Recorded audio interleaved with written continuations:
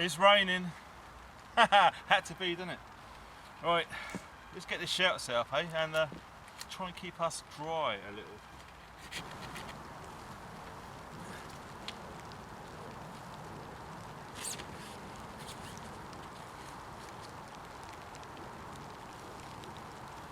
That should do. Now I can put my bed up without getting too wet. Right, apologies in advance. I'm not sure how the sound's going to be on this camera. Because it's waterproof, I'm not sure what it's going to come out like. So let's just keep it crossed that for the rest of the video it's not going to be too naff. Because we're just going to get soaking wet if we don't change into the appropriate clothing and use the appropriate equipment. Mtp Petroleum Jacket and trousers. These are really good, so I'm putting all my faith in this that it keeps me dry, because it might be some time before we get fire going. Bash is all set, props up, more space inside.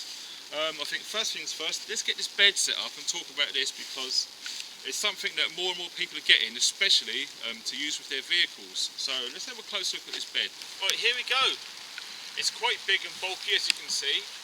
It's mainly used for vehicle deployment, but if you haven't got too far to trek, it's something you can quite easily sling over your shoulder, take into the woods, and have a very comfortable night's sleep. It will keep you off the ground, and it will keep you comfortable. So, let's see if we can get this set up under this basher in the rain. So, first things first, I think we better take our gloves off. Just makes it a bit more easier. Bit more dexterous. I'll just put my the jacket there. Hopefully they won't fall out. Right. Okay. Genuine British Army as well. No copy, no fake. These are the real deal, and these do last a lifetime, providing you look after them. So, the two end poles.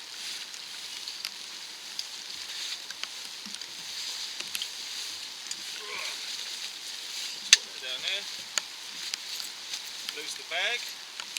Now, it's quite ingenious how these work.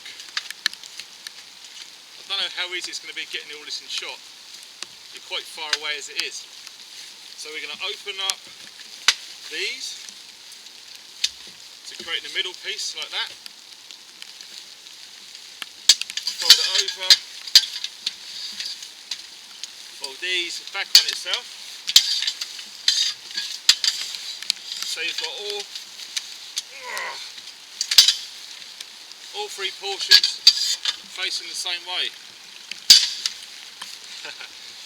It's a nightmare to film this because I'll have to put the camera back about another 30 feet. Then you can see it, but you won't be able to hear me. I'll get a decent camera with a proper microphone with clips on myself one day. Until then, we are where we are. Now, here we go. Didn't take too long. So I like to keep these pieces centre in the middle, like that. Right, we're under the shelter. Let's change the angle a bit. Right, these are the end pieces I was telling you about. You've got different options of how you can fit them on the end. It's whatever suits you best. There's no right or wrong. They're just there because they are. On each end you've got a seamed flap. It's like a jacket sleeve really, you just thread them through.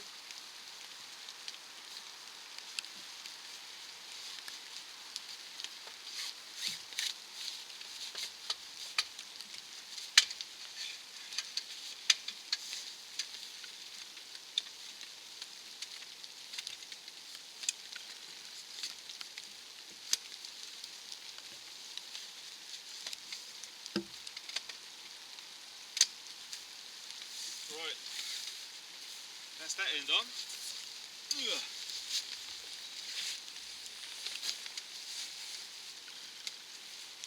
like to try and pull it towards myself, just to give you that bit of extra room. It makes it easier to slide in, he says.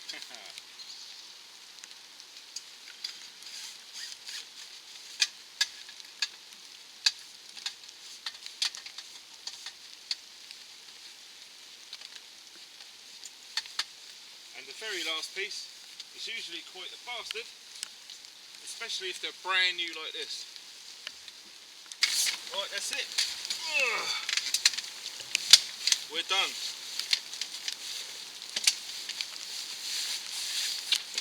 Let's have a little rest. Ugh. Can't tell you what a relief it is to just turn up on site, quickly get it out, set it up, boom, done. Really, really good, and especially if it's raining, if it's flooding underneath, you know, you're not going to get washed out, as it were. I quite like these because, you know, rather than use a hammock and pack all of the extra under quilts and extra sort of safeguards about protecting you from the wind and rain and snow, etc, etc, etc, this is, I just love it. It's great for summertime and winter, and also when it floods, you just wash underneath. Awesome. So now that we've got this set up, let's go and get some wood, see if we can get a fire going. Bit of a challenge, but for me that's what this video is all about. You know, I've been out of the game for a long time, and I thought I'll wait for an opportunity when it's cold and it's raining, get out there and just see if I haven't lost any skills. It's important, okay? So let's get started. But before we do, let's go over quickly what we're going to be using. Today I've opted for something completely different. Now, I'll be honest right from the start. Most of you know, I'm not a big fan on Moore knives. I know it may come as a bit of a shock. For me, prepping is you're after a knife or a small amount of knives which are really up to the task, not just for doing fine things, but for emergency scenarios, as in urban environments, forcing doors, escaping cars, etc. And for me, the Moore knife is not in that category. But now we have a full tang Moorer. It's a little bit more robust than its predecessors, and I thought, well, why not give it a try? I'm a firm believer in don't knock it till you try it, okay? So I've been using this very lightly for ferro rod for the fire starting. Very impressed, and I'm going to give it a 10 out of 10 for its fire starting capabilities. Even on the buttons there, razor sharp, gets the fire going with your ferro rod. Awesome. Got my ferro rod there, courtesy of Wessex Blades, gifted to me a long time ago. Got this from Alpha Bushcraft. I'll stick links below the video, as in any of the kit, including the bed, okay, because I do get so many comments asking where do I get my kit from, and because I'm not always around and have the time to reply to the comments, it leaves some people frustrated. Okay, so we're going to stick some links under the video to all of the kit that I can think of to stick under there, and hunt around for yourselves and have a look. So the Moore knife, I decided to mount this on my Vanquish bag, tip up. I did put it tip down carry, but what I found is that it rode far too high, okay, and it's sticking out the top over my shoulder line. Not a good thing if you're going in and through the bush and brambles, etc. You're going to get caught and snagged. This, upside down, I'm not going for looks and trying to look like a professional SAS soldier or anything like that. It just makes more sense because it's not getting caught, okay? I do like the idea of this strap securing the knife. Very well it is too. I've opted for the multi-mount system. It just fits perfectly onto the molly on my pack, exceptionally well. Velcro as well to secure. Okay, it's not the be all and end all and very robust, but it's doing the trick at the moment, okay? And all this video is about is the start of many field testing videos to do with this knife, alright? As I said, don't knock it till you try it, so I'm trying it, so I'm not going to knock it. So, here is said knife. As you can see, I've been using it already to start my fires. I'm a big fan on when I get kit, whether I buy it or get it sent to do reviews or tests, I actually keep it, I don't sell it on. I've got so much kit, it's ridiculous. So I'm not one of them channels that does a video, sells the kit on, I keep it. I've got lots of stuff. And invariably I'll give stuff away, because there's a lot of people less fortunate than myself who is in a position to receive free kit and equipment. So lots of my kit does get gifted around. But I'm really liking this so far. And as I said, this is razor sharp and it's really good for All sorts of scraping for firelighting. It's another option if you don't want to use the spine of your knife. Okay. It's a Scandi grind, not one of my preferred grinds. Preferably mine's a full convex, possibly with a terminal bevel on the end to protect the edge. So this is going to be new for me. Okay. I've only got a few Scandi knives, a Jackdaw and a few others. So we're going to see feather sticking, maybe some light battening, something like that, some scraping of bark, just very fine stuff, and of course with the ferro rod getting the fire going. So let's see how we get on with the Mora Garberg multi-mount system, and it clips together very nicely. So let's go and hunt for some wood in this horrible wet environment. So we're about to head off. Just thought I'd show you, this is what it looks like on the pack. As you said, when I put it the other way around, the top is right up here. It's just no good. So the pack sits just right at the moment for the weight that's in there, and for there I'm right-handed, so left side straight out, view straight away, put back up, nice and easy, hands free. Okay, for me that's what it's all about. I don't care about looks, etc. It's very functional that way, and I'm really pleased with the way it secures. It's very, very sturdy, so I don't want it lost. It's very important. And also out of my survival bag, grab bag in the car, got my little silky pocket boy, got on eBay a few years. It's perfect for gathering some firewood, really quick, really small, really light. Okay, and as I've shown in the previous video, that spine on there is absolutely awesome for scraping bark and lighting fires with ferro rods. Okay, so very, very multifunctional. We're not going to be running out of straight edges out here with the ferro rods, that's for sure. So let's go dry wood hunting. Well, it's quite hard to find stuff, but if you keep looking, some birch bark. That would be very handy indeed. I'm going to take some of that, I think. Apologies for the noise in the background. We've got a main freight route going straight through the forest, and it's quite busy this year. This time of year, sorry. People getting all ready for Christmas, etc. So there's more traffic out and about as there usually is. So yep, it is what it is. It's a lovely big down tree. Hope you can see that. Let's have a look-see around here.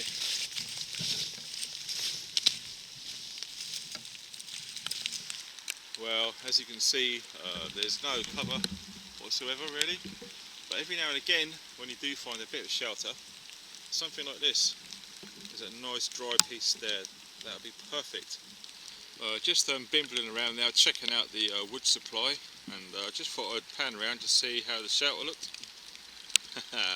Look, it's all fun, but no drama, it's keeping us dry when we get back. Wow, look at it, it's raining and raining, everything's wet, rotten and damp, but every now and again you see something like this. It's just hanging in there and it's dry, so we're taking that. That would really help to get the fire started. Oh, this looks promising. It's like a dead limb sticking out of this tree, so we're going to take that purely because this piece here, which I just pushed and it comes straight off, it's completely rotten, but it really smells strongly of pine resin. So I'm guessing that the local area is going to be somewhere around here, so all that's coming off, leaving a nice clean cut so the tree doesn't get damaged, and hopefully our fire shouldn't be as tricky as you would think.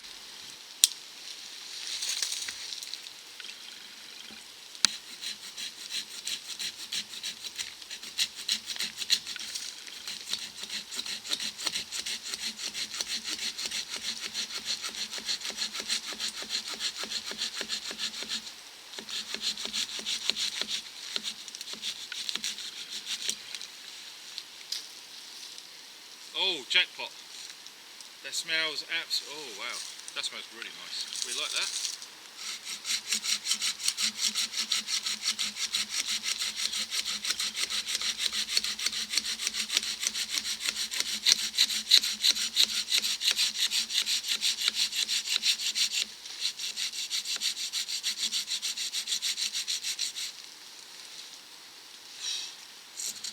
choice.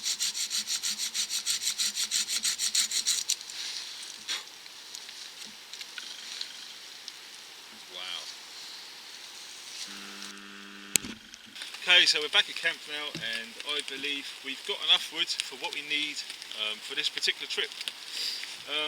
From my experience doing this, is only gather the materials that you believe you're going to need for the amount of time you're going to need it for and the conditions that presents itself. So for a couple of hours in the afternoon in the woods, this is more than enough for what I need. Okay, the temperature is around 1 or 2 degrees Celsius, and we've got our correct clothing on. We're completely waterproof. We've got a shelter set up, we've got a nice comfortable bed off the ground, we've gathered our materials. The next thing to do is to prepare the site where you want to get your fire lit. So here's our bed. That's the sort of area that I'm thinking of. Not too close to the bed because you don't want to melt it. And if we look up, the top of the basher is here. So we want it at least a foot away, maybe 2 foot. Depends on how big you want it, but for this I reckon about a foot's fine. And most importantly, look up above.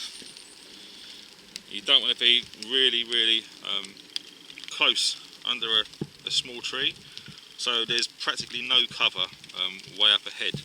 So what that ensures is no sparks are going to catch onto the tree above, maybe smoulder away and start a fire. And keeping it away from your shelter so you don't melt yourself, but not too far away so you don't feel the benefit of the warmth. Okay, so the next thing is the ground. Now, I'm not a big fan on surface areas, surface fires. So what I'm going to do here is choose the appropriate spot. I've just found this lump of wood on the ground. Luckily it's not too rotten, so it's going to help me out for what I need it to do. And just to scrape away any of the materials, check for roots, okay? We don't want to be putting fires into our roots.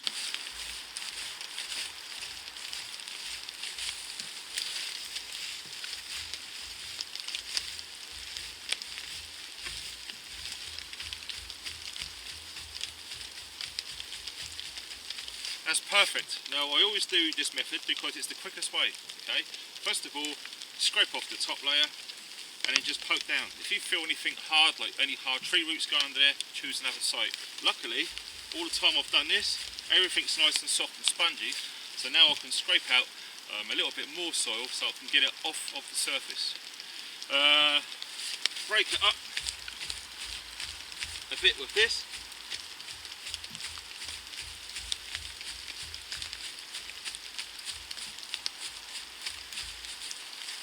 And the best tool that you can get for that, no, not a big heavy entrenching tool, your hands. One pair of, use them.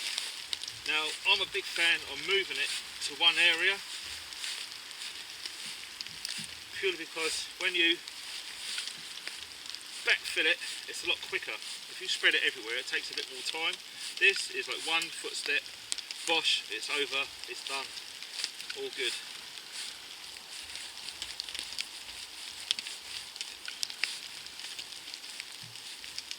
And that will do us for our very small fire. Another good thing about these beds is they make very good workbenches. So something like this, I'll just select roughly the area length I need, put my knee there to support it, one knee down, and I'm just going to use the saw in a push cut method.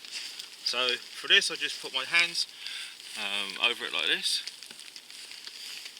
hand on the top, and I'll just pull. It's nice and easy, it's the most efficient way to do it.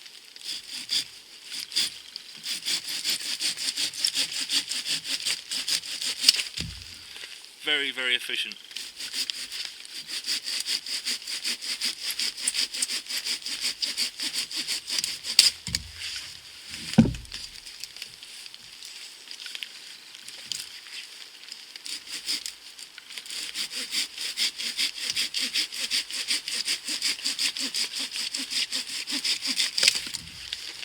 So there it is, light work, really light work with the Silky Saw Pocket Boy.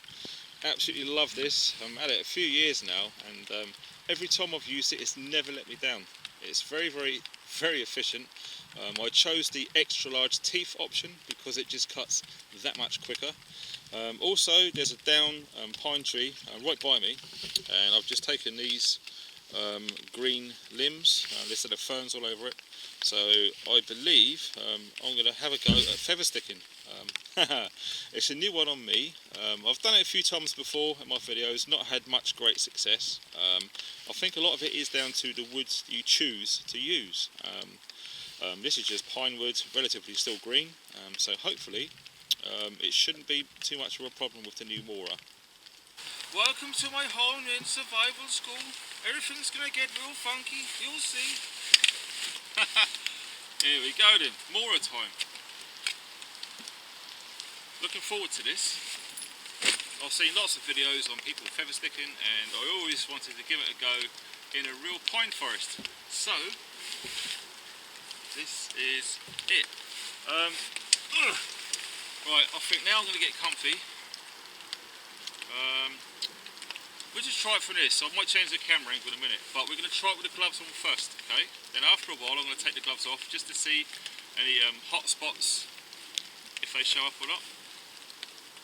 All of the limbs are all bent, so I don't know how that's going to affect anything. So let's see. Oh, yes, it's that first time I've ever cut anything with this Mora. I've only used it for lighting fires. Oh my god, it's straight out of the box. I haven't touched it up with a strop or anything. True. Yeah, I do think, as good as a knife it is, you still need the technique and you still need practice, okay? You can't just be a Joe off the street, pick it up and do perfect feather sticks. You'll end up knackering yourself. Right, let's change the camera angle and have a closer look at this. Awesome edge on this blade, I must say. Well, I'm going to try straight on, with the right angle, not going this way or not doing this way. We're just going to learn together. Wow, true. What a knife.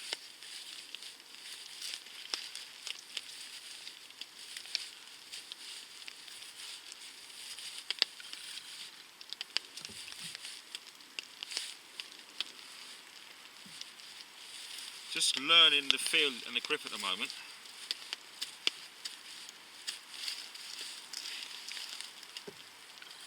Damn, there's a knot there, what a bugger.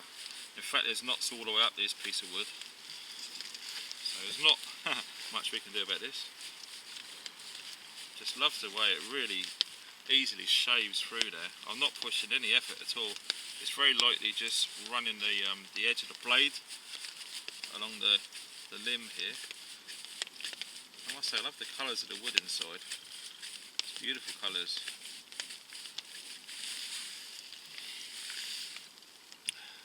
Now, that's not too shabby. Not perfect, I know, but you know, it's the first time I've ever used the Mora to do feather sticks.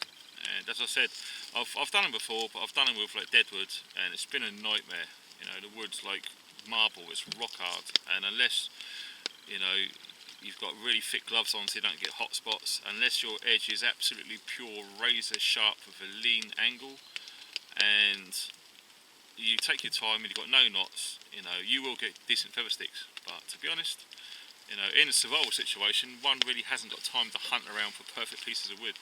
You just grab what you can and you just try your best. So, I must admit, so far, this Mora Gerberg is really a nice bit of kit actually. And I know I'm not just saying that, I really mean that.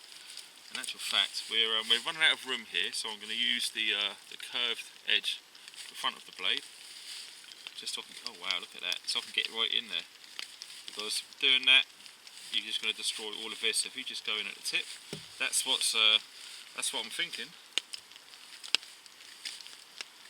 And obviously, I'm going at an angle this time, not straight, because I just need to see and get in there.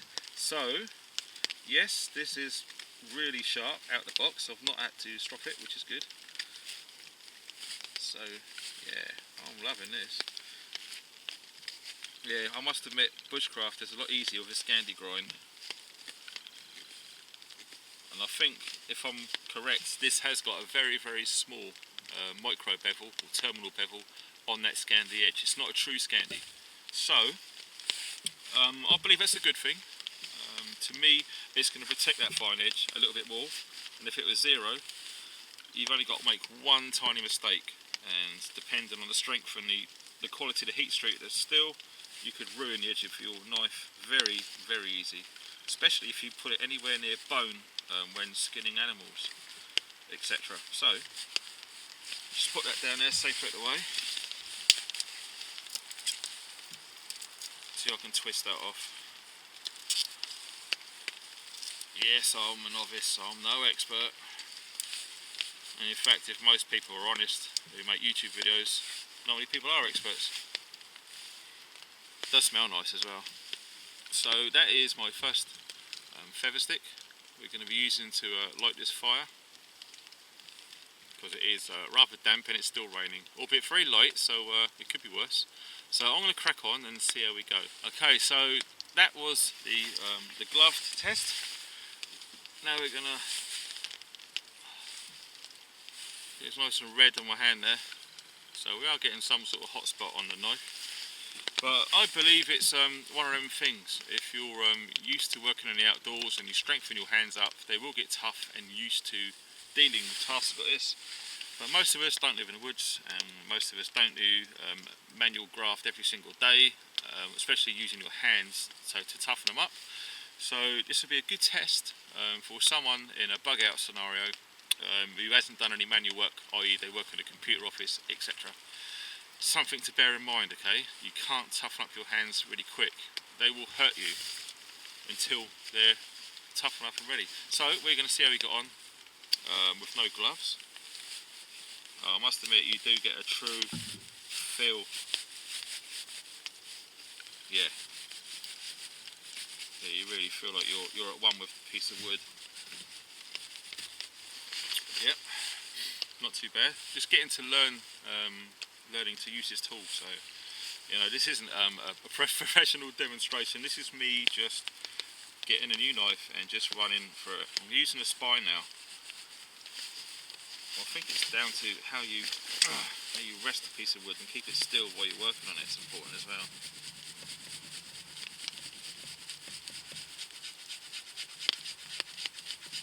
Wow, do you know what? You can make some nice quality tools with the edge of this knife. And in fact, if I'm being honest, it's this method I prefer than using the one I've just done. Wow, that's with the spine of the knife. Look how fine those shavings are now. I don't know if the camera's picking it up, the focus. It's very dark on there, I do apologise. But look at that.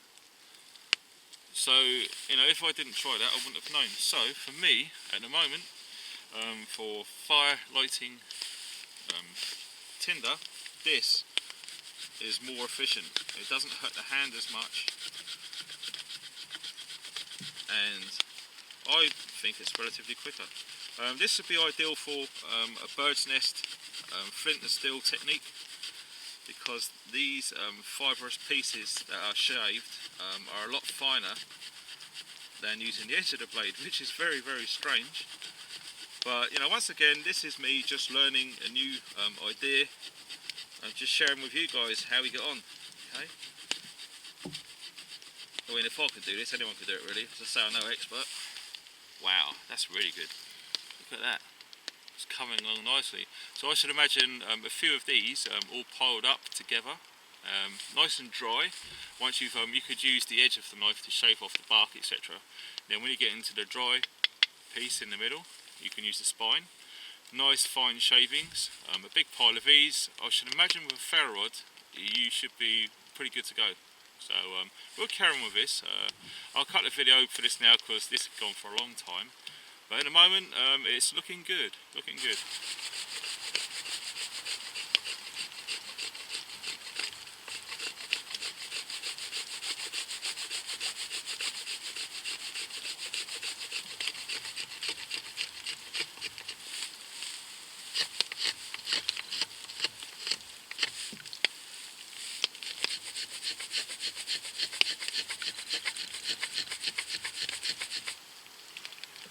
That's with the back of the knife there.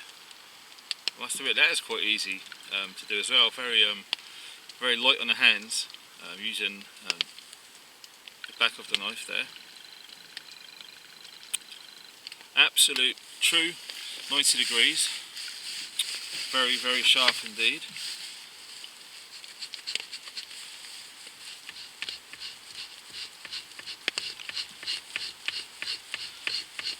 So to me that's pretty easy. If you just get some material to gather, to collect all of your shavings, it should be fine. I mean, obviously this only works if you're out of the wind. You do this and you're exposed, it's a complete waste of time, right? You're just going to get blown around and get wet, and it'd be a nightmare. So we're lucky at the moment, the rain's eased off and the wind's died right down. It just enables us to try different things. It's good, it gives your hand a bit of a rest.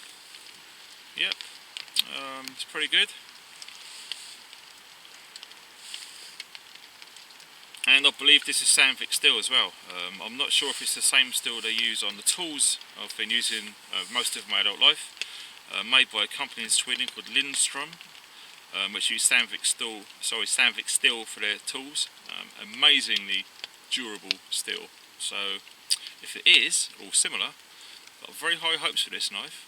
The steel is very good if it is what I think it is. I mean, I should imagine loads of hard use. Cutting telephone paper would be a good test immediately after. But yeah, right from the tip, all the way along the edge, right up to the choke piece at the bottom there. Absolutely beautiful.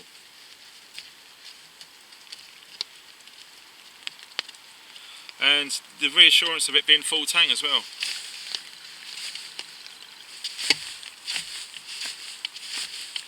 That's what I like about it the most. If it wasn't full tang, I probably wouldn't be interested whatsoever. So, anyway, enough mucking around with a knife. Let's get a fire going, shall we? Okay, so everything's wet. The fire lay is pretty much done.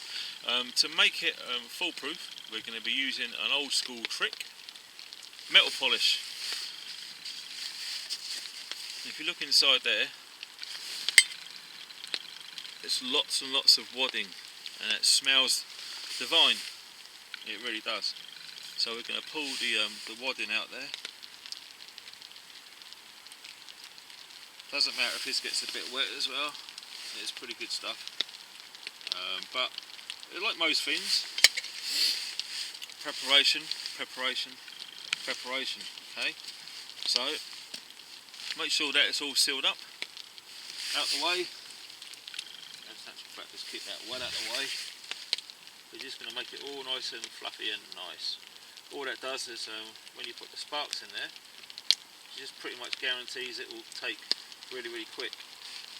Now let's just move these out the way. Put that there. In actual fact, let's take them off. I'll put birch bark underneath, what we found earlier. That's all been stripped. Here's our little twiglets there. Here's our Wessex blade ferro rod. These are awesome. You can leave them out in the rain all night and they will still work with your knife.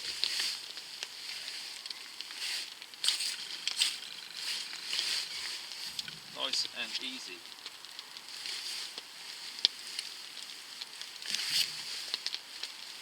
Oh, I can't tell you how good it is to get a bit of warmth.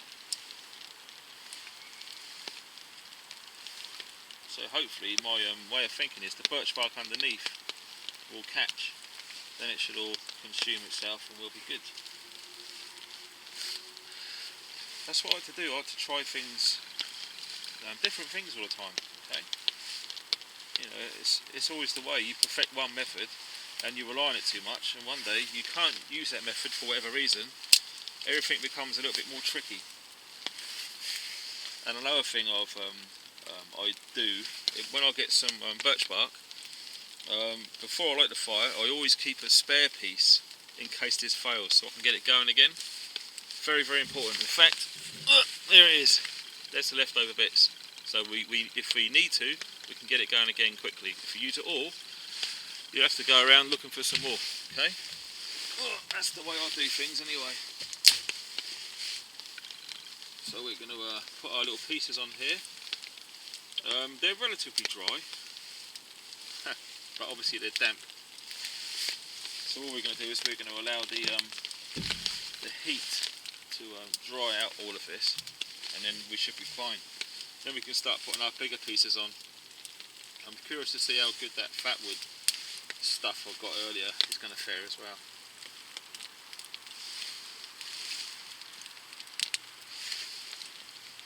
You can tell by the smoke that yes, everything is very damp. So I just moved around here. That's lovely on this cold December Sunday afternoon here in the southern England. So far so good. So there we have it. I've put all of the wood logs on there, so the heat will get it all going, dry it all out, and we should be fine. Awesome. For the amount of time I'm going to be here, it's just right.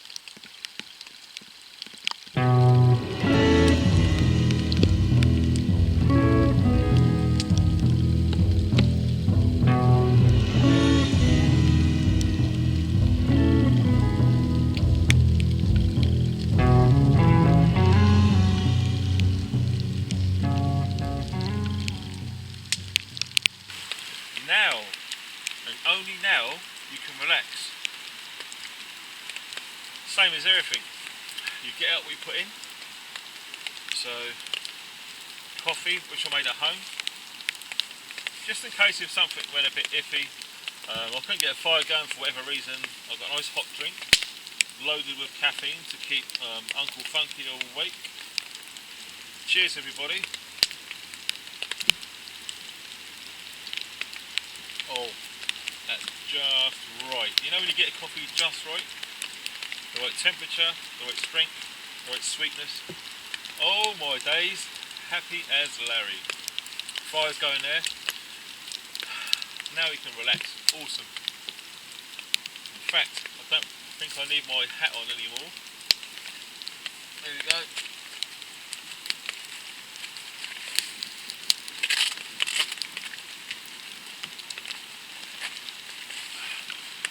Whew. Awesome.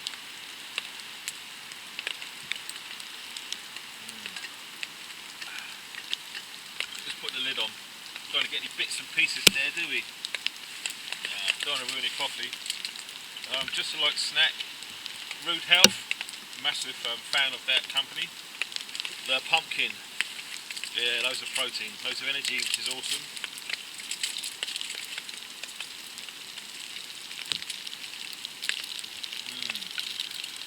Very good.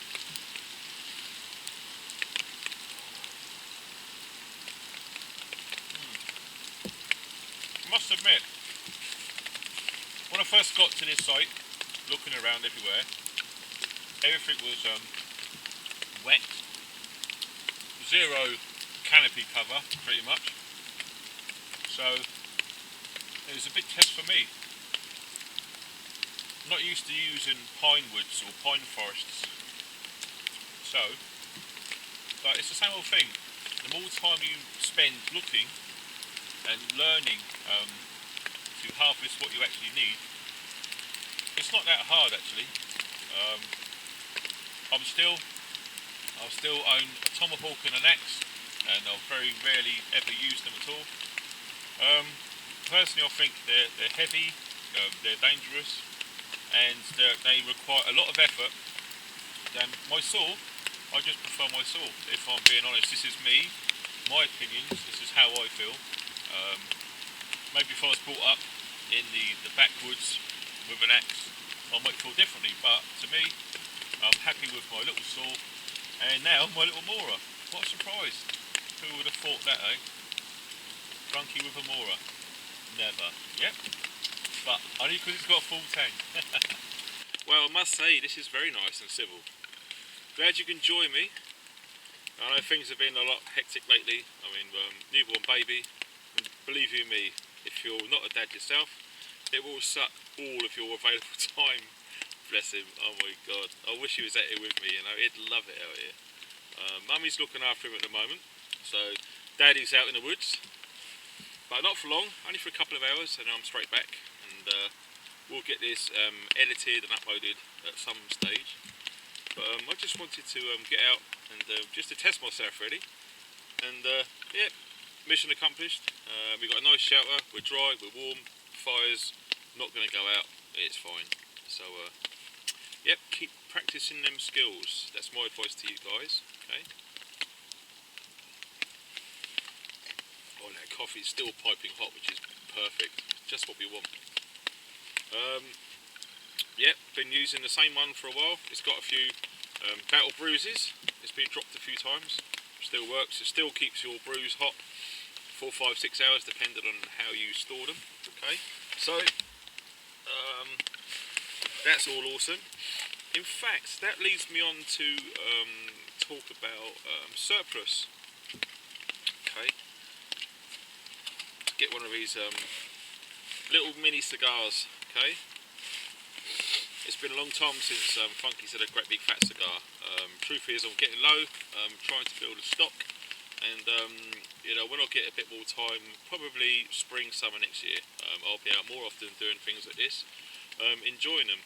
But you know, to come out for 2 or 3 hours and enjoy a cigar, get all this done and film it, it's a very, very tall order. So we're making do with a little one, Cohiba, which is nice.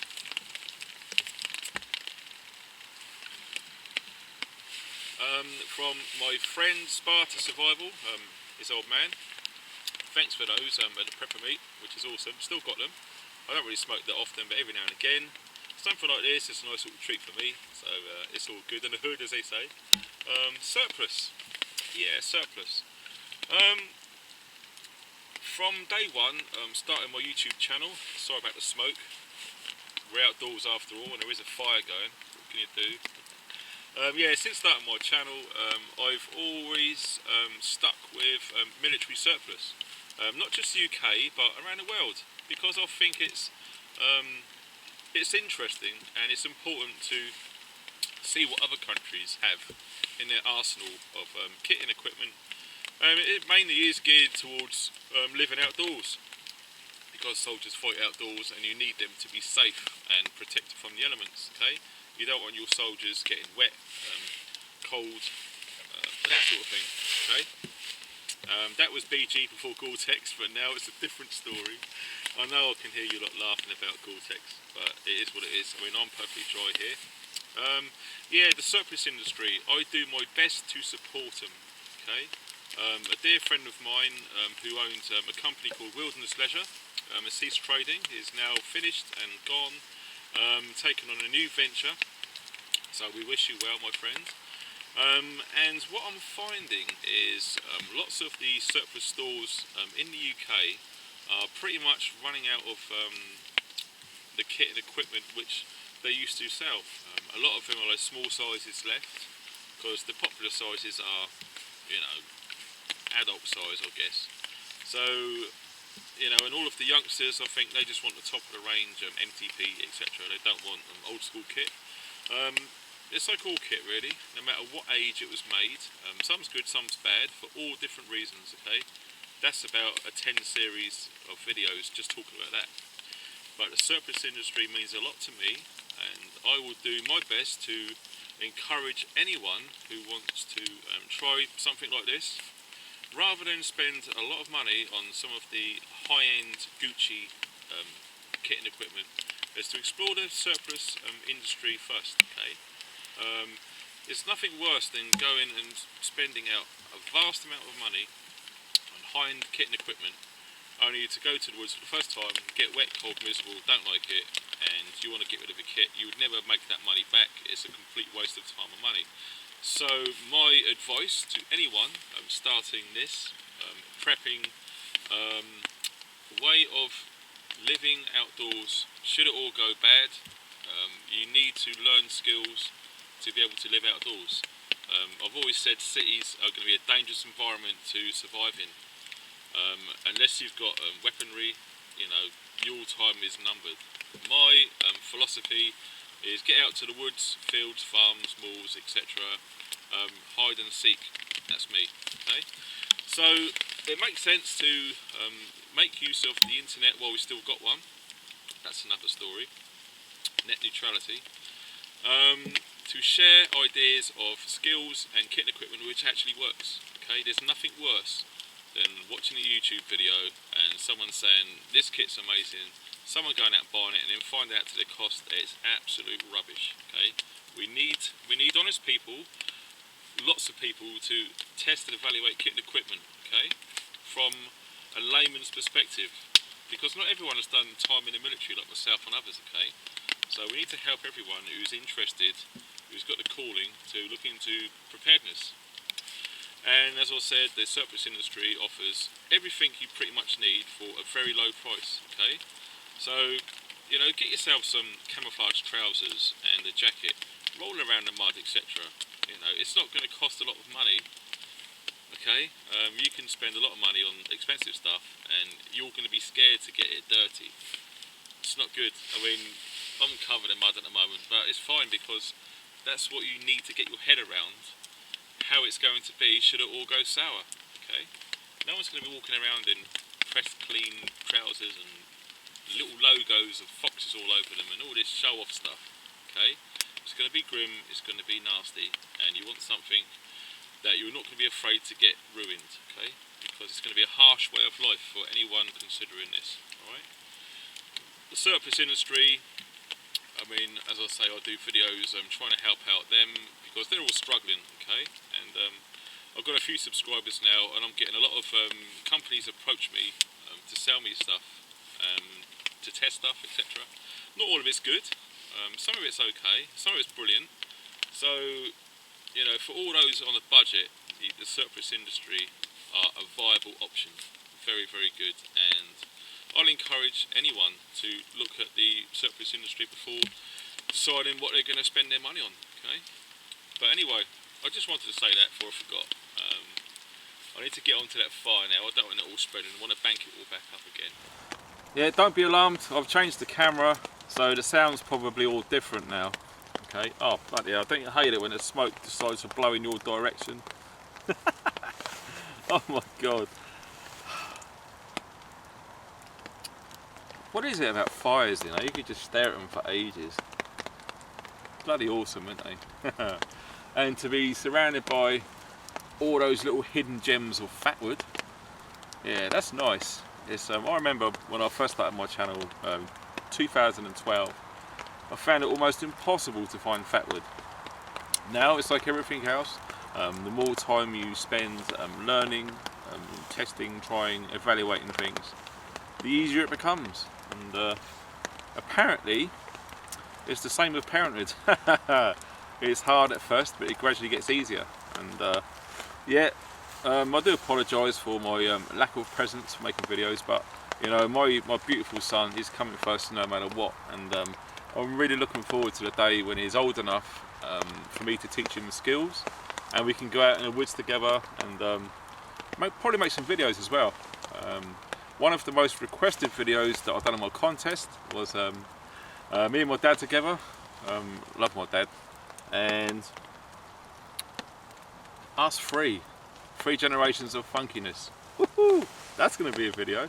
In fact, a lot of people requested that. So when Arlen, excuse me, when Arlen is of appropriate age, yes, he will be helping me make fires and stuff, and I'm going to teach him all of the things that I've learned, pass it on, and hopefully one day, if he's lucky enough to father kids himself, he can pass it on. And it's a way of life which I actively encourage any parent to do. Okay, these are important skills and they are dying out. With all of the bright lights of the other side of the life, you know, the TVs, the nightclubs, the drinking, the sports, you know, no interest in the outdoors and survival, etc. You know, it is attractive to the younger generation, fully understandable. But I feel if you can get kids interested into nature and the outdoors right from the off, I think humanity stands a good chance of fixing all the problems which has been happening for far too long, to be honest. So yeah, that's my 5 penny worth anyway. So look forward to making videos with my lovely son. And some more kit and equipment, because everyone loves kit and equipment, right? And you don't know what it's like until you try it, okay? Unfortunately, most of us who find the deals of kit and equipment usually online where the best prices lie. Now the problem is, because it's online, you can't physically look at it and feel it for quality, etc, etc. So we're solely on the reliant of advertising, etc, which is a bad thing. But this is pretty cool. I've got to show you this. This is by a company called Silver, and some of you outdoor guys know Silver, the name with compasses. A very good quality company indeed. Now that little head torch just takes one AA battery. Very, very, very easy to use. Just a button on the end. Oh, and there you go. Very small and lightweight. And it's got O-rings, it's sealed, it's IP rated, it's waterproof, so you can go out and about in the rain. I like the way that it moves up and down, easy. Oh, God, the smoke is horrendous. So yep, that is currently being tested by me. And that's just going to power down now. Awesome bit of kit and equipment. Do you know what, the best thing about it is it doesn't weigh anything. Some of the high-end head torches that I've used in the past have been quite heavy on the head. But this, honestly, you don't even know you're wearing it. It weighs absolutely nothing at all, which is awesome. Okay, because a lot of my friends and stuff, especially night time in the winter, when they're out and about running, etc., you know, making sure their fitness is up on par. Nighttime running is a bit of a chore, especially with traffic and out of the beaten areas. But a good head torch, if you get it just right, running is very easy. Okay. The Mora we've been using, and so far I'm very pleased to say that I'm very happy with it, and it surprised me. I suppose I fell into that trap of you know, not liking something without trying it. It's the full tang thing, you know, it concerned me because I wanted a knife which was strong, robust, reliable and capable of doing more than just a few light tasks. But the Gerberg come along, and I was very itching to test it. So field trials will be continuing over due course, but initial thoughts of that knife is very, very good indeed. Okay, especially the multi-mount system. You can pretty much attach it anywhere. And I do believe that there is a leather sheath option available as well, which is nice to have options. I really like it. But one of the knives that I've been using, one of the companies I've been using for a long time is Cold Steel. Now Cold Steel offer a very strong, durable knife at quite an affordable price. And when I saw this one, I just couldn't get my head around it because it's completely different. I don't know if any of you have seen this. It's called the Bushman. But look at the profile of that. It's very, very slim indeed, and it's rounded. So when you're holding it in the hand, it's quite comfortable. But look at the locking mechanism on the back there. Comes with its own lanyard and it just pulls. Can you see that? It pulls open. It just releases the lock. So let me just see. If you just pull it this way, out it comes. Look at that. Dangerous. So it takes a bit of getting used to.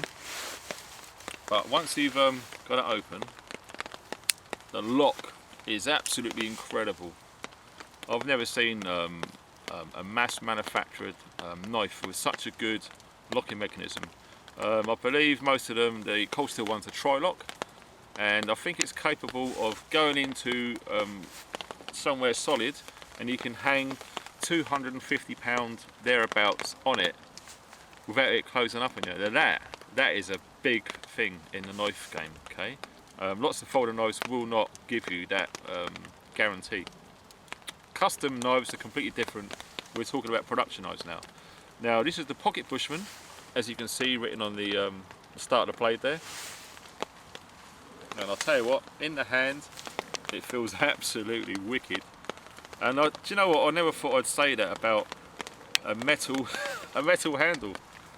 But no, the profile of it is awesome. I really like it. And that little locking mechanism there, when it comes out, very, very tough. Okay, so to put it back, you do have to be careful. All right, just please be careful, because these come absolutely very sharp. Okay, and I'm not just saying that, they are really sharp. So you just pull it, move it open, and then it allows you to close it. Now look at the detent on this. See what I mean? Got to be very, very careful. Again, this is a new knife. I've not used it that much. I'm just getting used to feeling it, to understanding how it works, its strong points, its weak points. But again, that's going to be another knife coming up in future videos, which I'm going to be testing. So, I mean, look at that. That's what I like about it. It takes up very little space, and a tiny little pocket clip on there as well, the pocket Bushman. So, yeah, looking forward to seeing how that goes. Again, you know, I'm not going to be around to do the comments because there's just so many followers, and the time that I can dedicate to being online is very limited with my son. Okay, I've got to put him first because that's what a good parent should do. Okay, only parents will understand that. But the problem is, it doesn't give me time to reply to comments. So when people say, "Cool knife, where'd you get it from?" "Cool bed, where'd you get that from?" All of the links of everything I've used will be underneath the video. This MTP smock, I've had a few years. The guy on the website only had a few left at the time, but I'll put links to his website underneath the video, so you might have to contact him directly to see if he's got any of these in stock. If not, when could he get some? They're the Mtp Gore-Tex Jacket, but these are the petroleum ones, which have the built-in elasticated sleeve, and I believe, I'm not sure, but the material in the Gore-Tex is more heavyweight than the standard MTP British Army issue jackets, so they're very, very durable. Okay, I first got to hear about this jacket from V, Wild Soul V, and she went up Brecon Beacons with my friends Armour Cockroach.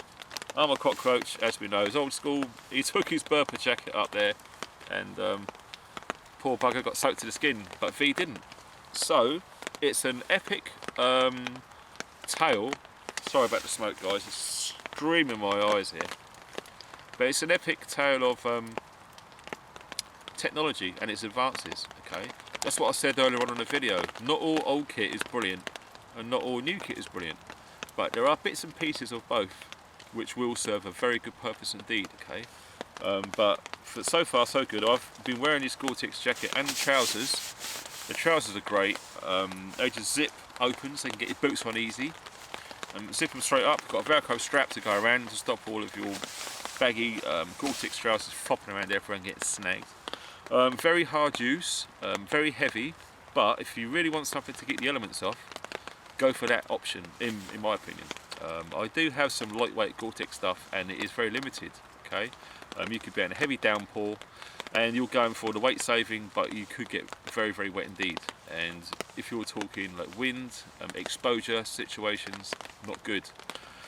Always go for the heavy stuff. If you're not fit enough to carry the weight, my only advice is to get fit. I did. I've lost loads of weight. I'm on a healthy diet. I've been for a few years, well, for over a year now, and it's paying dividends. I can haul more kit and equipment for further distances.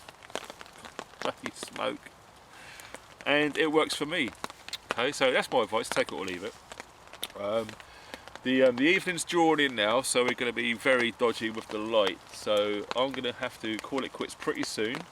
Make sure that fires out completely before I index out of here, and see how we get on with tidying stuff away in the rain, which is always fun. Okay, so we're almost done.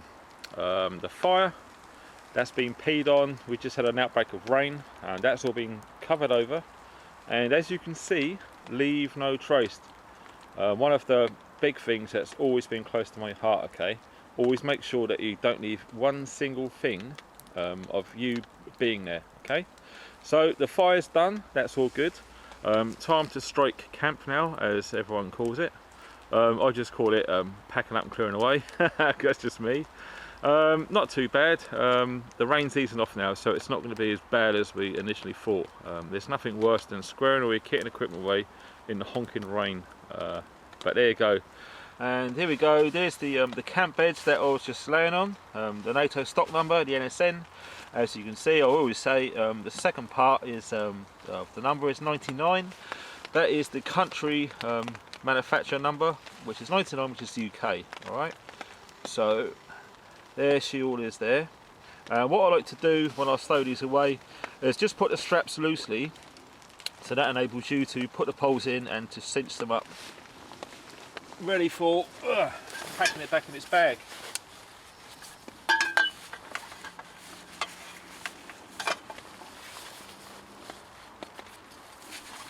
Absolutely love these.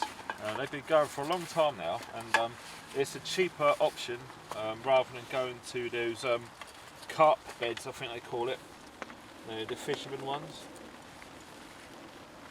So yeah, that's all we do, is we just cinch them down. So that's it.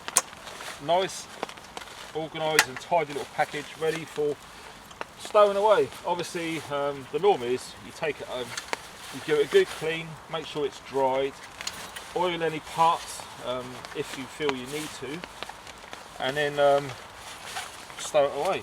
Always make sure that your kit equipment is dry and out of the damp and wet conditions, and it should serve you well. Okay.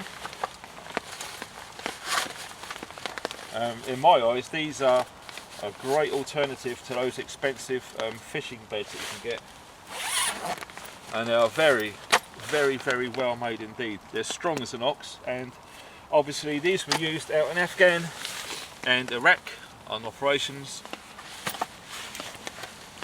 The bag itself is pretty awesome as well. You've got a big sling with a little comfort piece there, and you've got grab handles as well, and makes it quite easy actually to transport. Now the basher, that's just been shaken, turned inside out, bungee cords being coiled up, placed on the top. This incidentally is a compression sack for a British Army issue jungle bag. Okay, big fan of these. I think I got about 10 or so from a company which I've used before. In actual fact, I think this is where I got this jacket from. They were Strike Force Supplies over in the West Country, not too far from Scott, Wessex Blades, and these are awesome. I absolutely endorse these. They're really good. They don't cost a lot of money. I think they was like £5 or something at the time. Very little money at all. And look, you can get your basher. You can even put paracord, anything you want to, tent pegs, you name it. Put it all in there, and it takes up very little room at all. Very packable sort of idea, which you can just chuck in your bogan. Alright, awesome bit of kit and equipment. I just absolutely love these. Just save so much space when you're packing things away. So there we have it. Leave no trace. Absolutely leave no trace. There's the bag, there's the bed, that's where the fire was. Everything's been put out, covered over, and the rest is up to nature to take over things. Okay. One of the things that's close to my heart, not only do I feel it's important to leave no trace, because in a bug out scenario, should all things go bad and you're careless and you leave kit and equipment lying around, a number of reasons why you shouldn't do things like that. The first one being is it makes it easy for someone to find you. Okay, someone who knows what they're looking for will find any evidence that you've been there, will come and get you. Okay. The second one is important pieces of kit and equipment will be lost should it not be squared away. And last but not least, the wildlife and the animals. Very important. If you leave anything that can harm them, they can't go to hospital and get fixed up. There's a good chance that whatever wounds that they will suffer due to your incompetence in not leaving no trace is going to get infected and they will die. It's as simple as that. Okay, so it's their place, it's their environment. We should always respect it and look after it and leave it exactly how we found it. If you turn up on a camping site spot which you like, and there's a few things like a few beer bottles, anything lying around, take it with you. Okay, if it doesn't take up much room and you can manage it, take it out of the woods and take it home, put them in rubbish bins on the way home, whatever you have to do. If everyone makes an effort and keeps our woodlands tidy, it's safer and nice for everyone.